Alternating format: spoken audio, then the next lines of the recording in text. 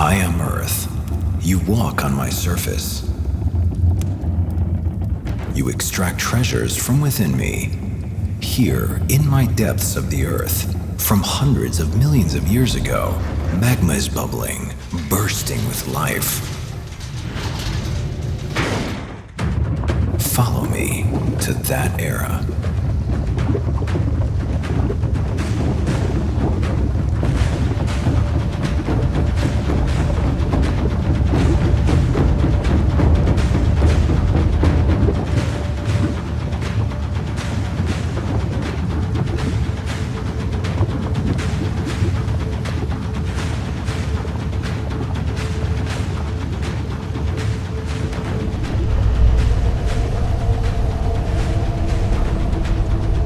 From this boiling magma, molten rocks, a new substance will be created,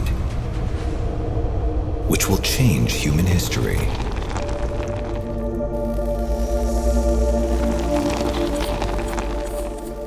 More than 540 million years ago, magma cooled in the depths of the Earth, forming ancient rocks.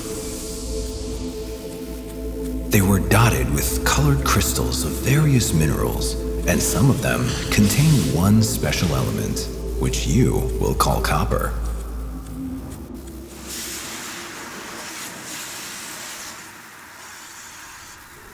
In the Great Plains of the Earth, the wind and the rain weathered and eroded the great rocks, exposing the copper ores to the world. Over many years, floods and storms swept and piled up stratas of terrestrial sedimentary rocks, together with copper that was concentrated in the layers and cracks of these rocks. More and more layers of rock piled up, and the copper, it remained beneath them. And as if to hide it even more, the Tethys Ocean arrived and covered everything.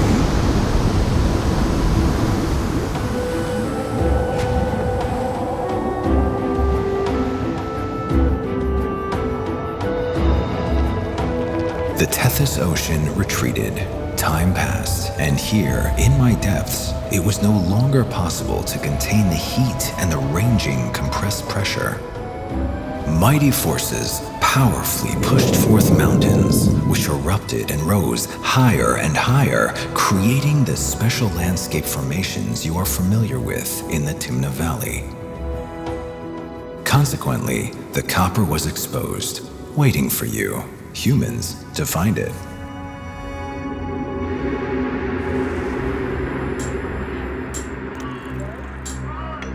Many ages and eras passed until you appeared. New voices disturbed the silence of the desert.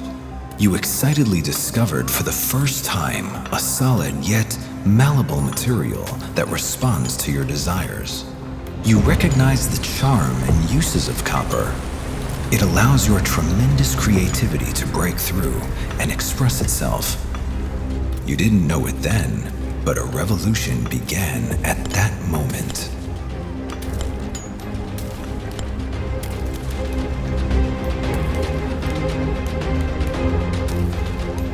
You developed methods of mining more and more copper out of the rocks. Here in Timna, you quarried copper mines of the oldest in the world.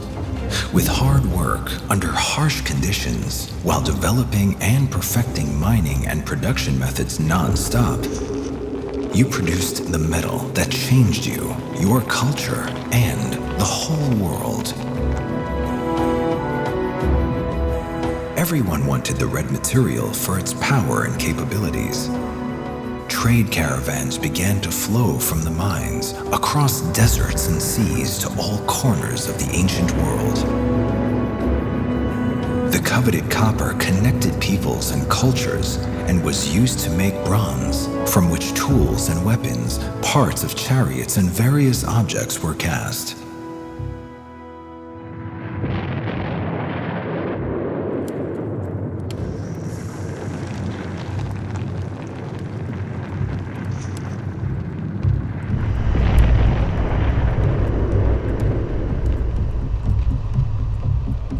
The pharaohs of neighboring Egypt also coveted the copper.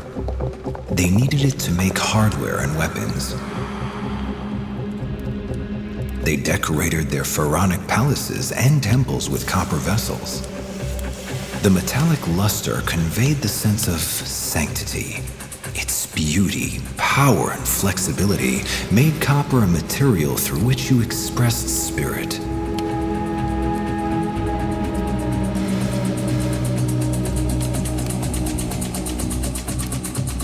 The copper adorned and gave splendor to the houses of worship and was used in many ancient rituals.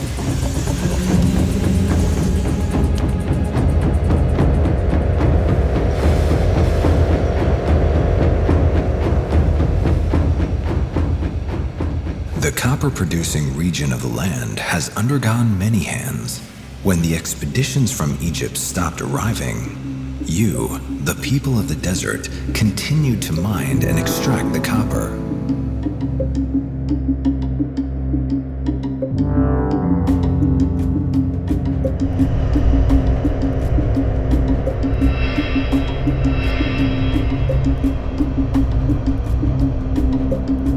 In the vastness of the desert, the kingdom of Edom arises.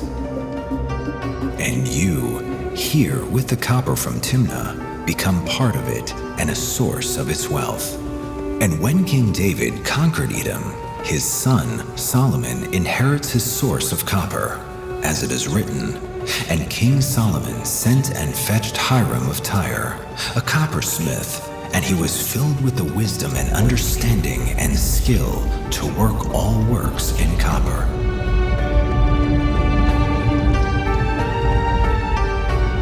And all these vessels in the house of the Lord, which Hiram made for King Solomon, were of bright copper. In the plain of the Jordan did the king cast them, and in the thick clay between Sukkot and Zarethan. The copper was used to build Solomon's temple and to adorn the tabernacle, which was the first permanent home for the worship of God.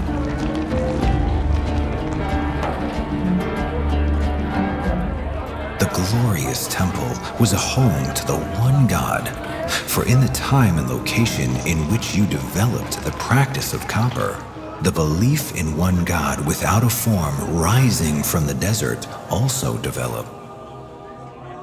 As written in the Holy Bible, the Lord came from Sinai and dawned from Seir upon us.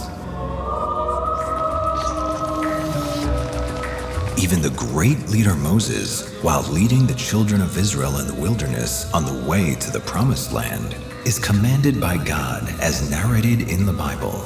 Moses set up the Mishkan. He spread the tent over the Mishkan, and he placed the cover of the tent over it from above. And later on, "And the Lord said to Moses, make a fiery serpent and set it on a pole. And Moses made a copper snake." Judaism, Christianity, Islam emerged here. Religions that shaped the world spiritually, culturally, and politically.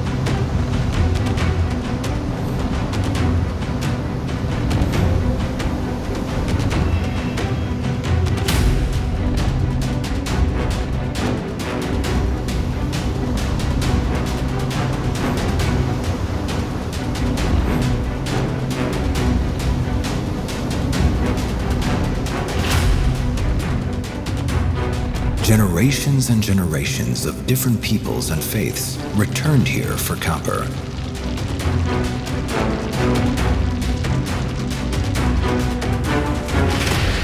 Nabateans and Romans, Byzantines, and the people of the early Islamic period.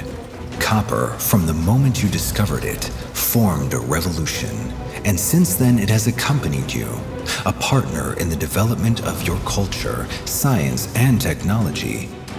Always necessary, always vital.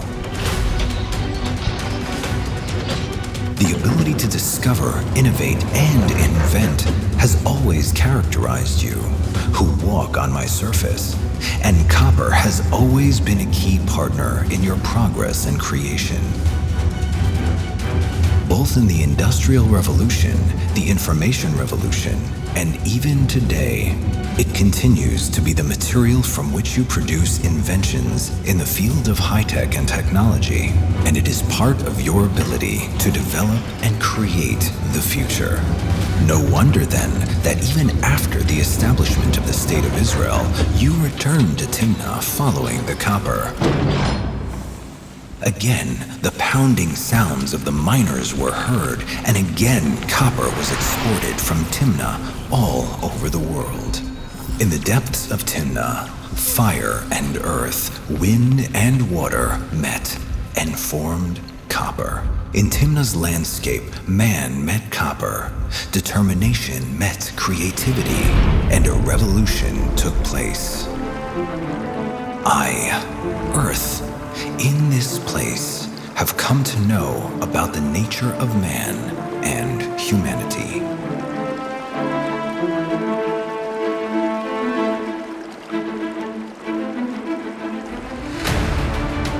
You are welcome to go out and discover the nature of Timnah.